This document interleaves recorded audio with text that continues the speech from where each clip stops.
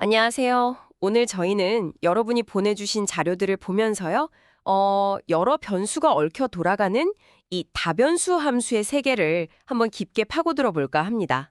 네, 반갑습니다. 이게 마치 여러 개의 조절 손잡이가 달린 복잡한 기계 같기도 하고, 여러 이야기가 얽힌 소설 같기도 한데요. 이런 다변수 세상에서 변화라는 걸 어떻게 이해하고 측정할 수 있을까요? 그렇죠. 그게 핵심 질문이죠. 단순히 계산만 하는 게 아니라 그 변화의 본질을 파악하는 게 중요하거든요. 그래서 오늘은 그 변화를 포착하는 세 가지 중요한 도구, 그러니까 방향 미분계수, 편도함수, 그리고 기울기 벡터에 대해서 좀 집중적으로 이야기 나눠보려고 해요. 준비되셨나요? 네, 좋습니다. 이 개념들이 각각 어떤 통찰을 주는지 한번 명확하게 짚어보죠. 계산 기술 너머의 아이디어를 보는 시간이 될 겁니다. 좋습니다. 그럼 첫 번째 도구, 방향 미분계수부터 시작해 볼까요? 이건 마치 산중턱에 서 있는데 동쪽으로 갈 때랑 북쪽으로 갈 때 경사가 다른 것과 비슷하다고 생각하면 될까요? 네, 아주 적절한 비유입니다. 다변수 함수는 한 지점에서도 어느 방향으로 가느냐에 따라 그 변화율이 다를 수 있거든요. 그러니까 X축이나 Y축 방향, 이런 딱 정해진 방향만 보는 게 아니라 그렇죠. 그건 이제 편미분이라고 하고요. 방향 미분 계수는 우리가 원하는 어떤 임의의 방향, 그쪽으로 나아갈 때 함수값이 순간적으로 얼마나 변화하는지를 측정하는 거예요. 원하는 어떤 방향이든요. 마치 스포트라이트를 비추고 싶은 곳에 딱 비추는 것처럼요. 맞습니다. 수학적으로는 특정 점 P에서 벡터 V 방향으로 아주 조금, 그러니까 TV만큼 움직였을 때 함수값 변화 FP 플러스 TV, FP를 그 움직인 거리 T로 나누고 T를 0으로 보내는 극한값이죠. 네네. 결국은 F 플러스 TP를 T에 대해 미분해서 T 이퀄 영하 대입하는 건데 중요한 건 편미분을 일반화해서 모든 방향의 변화를 다룰 수 있게 해준다는 점입니다. 모든 방향이라 알겠습니다. 그럼 두 번째 도구 편도함수는 뭘까요? 이건 이름에서 뭔가 한쪽만 보는 느낌인데요. 네, 맞아요. 오케스트라 비유를 해주셨는데 딱 그거예요. 여보 변수라는 악기 중에서 딱 하나만 소리를 내게 하고 나머지는 잠시 음소거하는 거죠. 다른 변수는 그냥 멈춰두고 딱 하나만 살짝 움직여 보는 거군요. 정확합니다.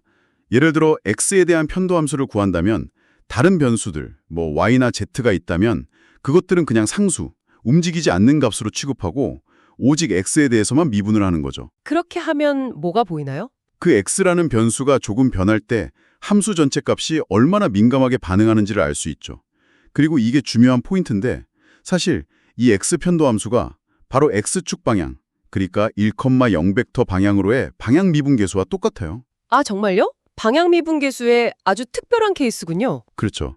마찬가지로 y 편도함수는 y축 방향, 0,1 벡터 방향의 방향 미분 계수인 거고요. 가장 기본적이면서도 어떻게 보면 방향 미분 계수의 근간을 이루는 개념이라고 할 수 있습니다. 그렇군요. 기본이지만 핵심이다. 자, 그럼 이제 마지막 세 번째 도구, 기울기 벡터, 그레디언트 벡터입니다. 이건 이름에 벡터가 들어가네요. 네, 이건 앞에서 말한 편도함수들, 그러니까 각 축 방향의 변화율 정보를 하나로 딱 묶어놓은 벡터예요. 하나로 묶었다고요? 마치 어벤져스 팀처럼요? 하하, 그런 느낌일 수도 있겠네요. 각 변수에 대한 편도함수를 성분으로 갖는 벡터, 예를 들어 이변수 함수 fx, y라면 del f, del y, del f, del z 이렇게 생긴 벡터죠. 이걸 WF라고 쓰고요. 네, WF. 이 벡터는 뭘 알려주나요? 이 기울기 벡터가 아주 중요한 정보를 담고 있는데요. 바로 그 지점에서 함수값이 가장 가파르게 증가하는 방향을 가리킨다는 겁니다. 가장 가파르게 증가하는 방향이요. 마치 등산할 때 정상을 향하는 가장 가파른 오르막길 같은 건가요? 맞습니다. 정확해요.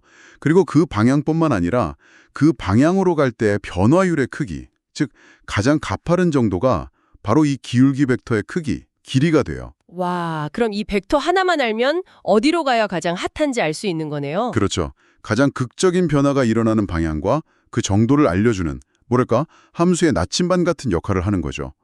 그리고 스칼라 함수의 야코비 행렬이라는 게 있는데 그건 이 기울기 벡터를 그냥 가로로 쓴 행벡터랑 같아요. 야코비 행렬. 네. 자, 그런데 여기서 좀 재미있는 질문이 생겨요. 만약에 어떤 점에서 모든 방향으로의 방향 미분 계수를 다 구할 수 있다면 그 함수는 그 점에서 아주 매끄럽고 소위 미분 가능한 함수라고 말할 수 있을까요? 아, 그거 아주 중요한 질문입니다. 그리고 답은 꼭 그렇지는 않다는 거예요. 이게 좀 함정 같은 부분이죠. 네, 모든 방향으로 변화율을 아는데도 매끄럽지 않을 수 있다고요. 네. 자료에 제시된 어떤 함수 예시들을 보면 명확한데요. 원점 같은 특정 점에서 모든 방향으로의 방향 미분계수가 존재하고 심지어 0이 될 수도 있지만 함수 그래프를 그려보면 그 점에서는 뾰족하거나 부드럽게 이어지지 않는 경우가 있어요. 미분 불가능한 거죠. 왜 그런 거죠? 직관적으로는 좀 이상한데요? 미분 가능성이라는 건 단순히 각 방향으로의 변화율이 존재한다는 것보다 훨씬 더 강한 조건이거든요. 함수가 그 점 근처에서 아주 잘 근사되어야 해요. 마치 지도를 확대했을 때 평면처럼 보이는 것처럼 함수 그래프도 그 점 근처를 아주 확대하면 거의 평면, 일차 함수, 선형함수처럼 보여야 한다는 거죠. 아, 방향 미분 계수만 존재한다고 해서 그 점 근처에서 평면처럼 근사된다는 보장은 없는 거군요. 맞습니다. 자료에 나온 그 x2y, x4 플러스 y2 같은 함수가 대표적인 예인데 원점에서 모든 방향 미분 계수는 0이지만 원점으로 다가가는 경로에 따라 함수값이 0이 아닌 값으로 다가가기도 해서 연속도 아니고 당연히 미분 가능하지도 않죠. 원점 근처에서 함수가 막 요동치는 거예요.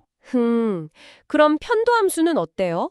모든 점에서 편도함수 값이 다 존재하면 그 편도함수 자체는 연속적인 함수라고 할 수 있나요? 그것도 꼭 그렇지는 않습니다. 편도함수 값이 모든 점에서 존재하더라도 그 편도함수 자체가 불연속인 지점들이 있을 수 있어요.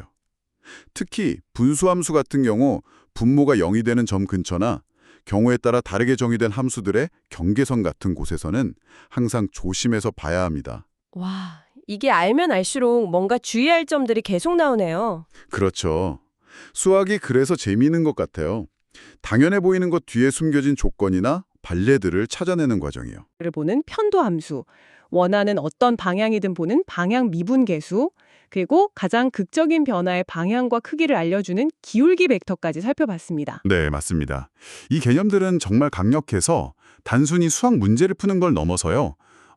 세상의 여러 복잡한 현상들을 모델링하고 분석하는데 아주 유용하게 쓰이죠. 그렇죠. 그래서 마지막으로 이런 질문을 한번 던져보고 싶어요. 이 가장 가파른 증가 방향을 알려주는 기울기 벡터의 아이디어가 단순히 산을 오르는 문제를 넘어서 우리 삶의 다른 문제들에도 적용될 수 있지 않을까요? 예를 들면 어떤 걸까요? 예를 들어 가장 효율적으로 무언가를 배우는 경로를 찾는다거나 아니면 어떤 사회 현상이 퍼져나가는 가장 핵심적인 동력이나 경로를 파악한다거나 어쩌면 세상의 많은 흐름이나 변화 속에는 이 기울기의 원리가 숨어 있을지도 모른다는 거죠. 와, 가장 효율적인 경로, 핵심 동력. 그렇게 생각하니 이 기울기 벡터라는 게 정말 다르게 보이네요. 생각해 볼 만한 질문인 것 같습니다. 네, 한 번쯤 고민해 보시면 재미있을 겁니다. 그럼 오늘은 여기까지 할까요? 네, 오늘 깊은 탐구 감사했습니다. 다음에 더 흥미로운 주제로 다시 찾아뵙겠습니다.